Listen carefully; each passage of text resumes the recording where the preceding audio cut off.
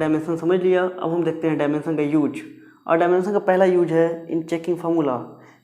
हम देखेंगे कि कोई भी फार्मूला आपको जो दिया गया है उसको आप डायमेंशन की मदद से चेक करके बता सकते हैं कि वो फार्मूला सही है या गलत है।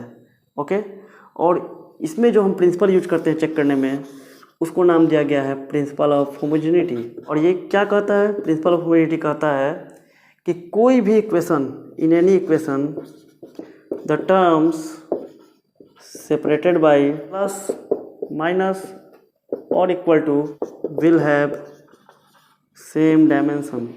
ओके, यह बोलता है प्रिंसिपल ऑफ होमोजेनिटी का कॉन्सेप्ट यह बोलता है आपको कि कोई भी इक्वेशन दिया गया है आपको और उसमें जो टर्म्स हैं प्लस माइनस या इक्वल टू, यही तीन याद रखेंगे आप, से अगर सेपरेटेड हैं तो वो टर्म्स का डायमेंशन सेम होगा।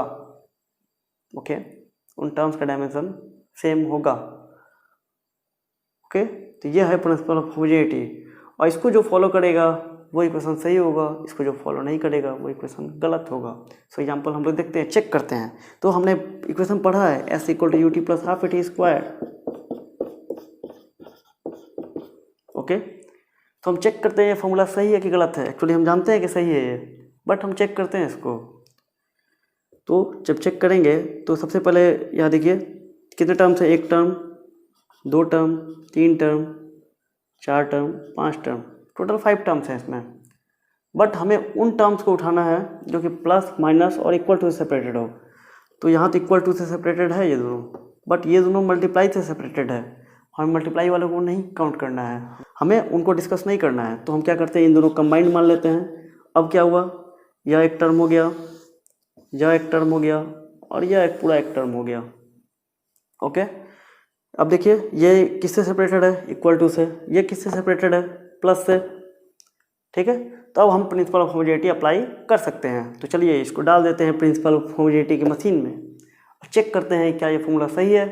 तो चेक करने में क्या बोलता है प्रिंसिपल ऑफ होमोजेनिटी, ये सही होगा तो इसके जो डायमेंशन है सेम होंगे। तो हम S का डायमेंशन निकालते हैं। S क्या है हम जानते हैं, this is a formula for one dimensional motion in which this is the distance traveled and this is the initial velocity, this is the time taken by the body and this is the acceleration. Okay, so constant acceleration. so S क्या है, distance है। Distance क्या होता है भैया, distance एक length होता है। ओके, तो लेंथ को हम L से डिनोट कर सकते हैं। ओके, तो डिस्टेंस का सिंबल, डिस्टेंस एक लेंथ है, लेंथ का सिंबल L होता है। तो इसका डायमेंशन कितना हो जाएगा, अगेन आप L मत बोल देना।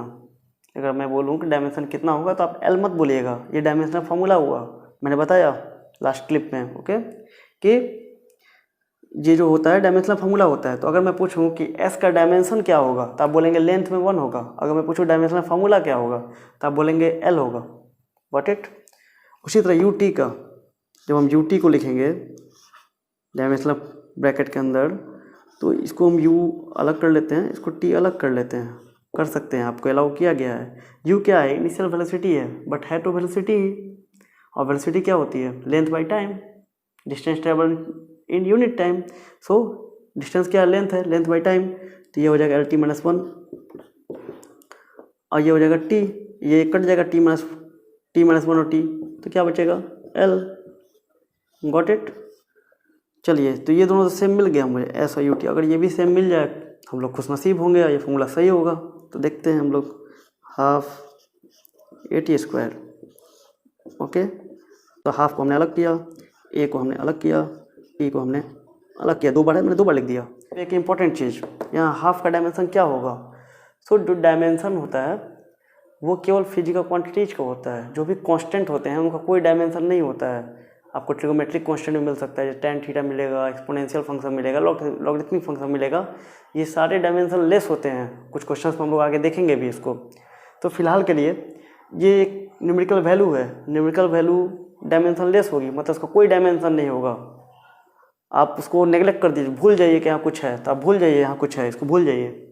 अब जो बचा उसको देखते हैं हम। ए क्या है, ए एक्सेलरेशन है। एक्सेलरेशन का यूनिट क्या होता है, मीटर पर सेकंड स्क्वायर। डायमेंशनल फार्मूला क्या होगा, तो LT - 2। T time T time. Okay, so यहाँ देखिए टी इंटू टी स्क्वायर से टी माइनस टू कैंसिल हो जाएगा, क्या मिलेगा आपको लेंथ। तो आपने क्या पाया कि एस का डायमेंशनल फार्मूला एल है, या डायमेंशन बोले तो 1 है लेंथ में, यूटी का भी डायमेंशन 1 है लेंथ में, और हाफ ए टी स्क्वायर का भी डायमेंशन है 1 in length.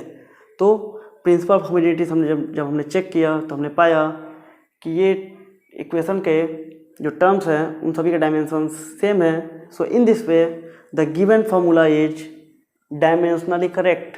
Listen carefully, I am saying the dimensionally correct. अब मैंने एक नया टर्म इंट्रोड्यूस कर दिया। पहले मैंने बोला कि आप बता सकते हैं कि फार्मूला करेक्ट है या नहीं, अब मैं बोल रहा हूँ ये डायमेंशनली करेक्ट है। What do you mean by dimensionally correct? So dimensionally correct का मतलब यह है कि अगर डायमेंशन अगर बोलता है कि भाई आपका फार्मूला सही है तो वो सही हो भी सकता है, नहीं भी हो सकता है। हाँ, ये दुखदाई खबर है कि अगर डायमेंशन बोलता है आपको कि ये फार्मूला सही है, डायमेंशनली करेक्ट है, द फार्मूला में बी करेक्ट और इनकरेक्ट। ओके, तो हम श्योर नहीं कर सकते हैं कि फार्मूला रियली करेक्ट है कि नहीं। कैसे, क्यों बोल रहा हूँ मैं ऐसा? सो अगर इसी फार्मूला को, जैसे यहाँ फार्मूला था S equal to U T plus half A T square, अगर इसकी जगह आपको 5 ए टी स्क्वायर भी दिया रहता, इसकी जगह अगर आपको 5 ए टी स्क्वायर भी दिया रहता, तब भी आपका डायमेंशन इस फार्मूला को सही बोलता है, क्योंकि 5 का तो कोई मतलब था नहीं यहाँ पर, हमने हाफ को छोड़ा था, 5 भी रहता तब भी हम उसको भूल जाते हैं। So in this way according to dimension, according to principle of homogeneity, यह फार्मूला भी सही होता, यह फार्मूला भी सही होता अगर ये फार्मूला में देता S equal to U T plus 1000 T square, तो ये भी सही होता। ओके, तो आप पूछेंगे कि भाई तीनों में सही कौन है, तो इसलिए मैं बोल रहा हूँ कि ये जो फार्मूला है, डायमेंशन जो बोल रहा है सही है, वो डायमेंशनली करेक्ट है। Okay, so this 3 formulas are dimensionally correct, but original correct कौन सा है? यह है। ऐसा क्यों हुआ? क्योंकि जो डायमेंशन है वो मैग्नीट्यूड की कदर नहीं करता, मैग्नीट्यूड को कुछ नहीं मानता वो, तो मैग्नीट्यूड की वैल्यू नहीं है इसमें कुछ, मैग्नीट्यूड तो वो मैग्नीट्यूड को ध्यान नहीं देता है, इसलिए डायमेंशनली तीनों करेक्ट हो गए। ओके, बट एक इम्पॉर्टेंट बात है यहाँ पर, उदास होने की ज़रूरत नहीं है। अगर डायमेंशन, जैसे मैंने बताया कि अगर डायमेंशन बोलता है फार्मूला सही है, तो हो सकता है सही हो या गलत हो, बट अगर डायमेंशन ने बोल दिया वो गलत है, तो वो गलत है। समझ में आई बात? अगर डायमेंशन बोलता है आपको, अगर प्रिंसिपल ऑफ होमोजेनिटी के थ्रू अप्लाई करने पर पाते हैं कि कोई फार्मूला गलत है, तो फार्मूला गलत है, श्योरली गलत है, 100% गलत है। ओके, सो लिमिटेशन अगर पूछे डायमेंशन की, तो लिमिटेशन यह है कि if dimension says the following formula, the above formula और any formula is correct, that it may be correct, it may be incorrect, but if dimension says that formula is incorrect, that means it is 100% incorrect. Got it?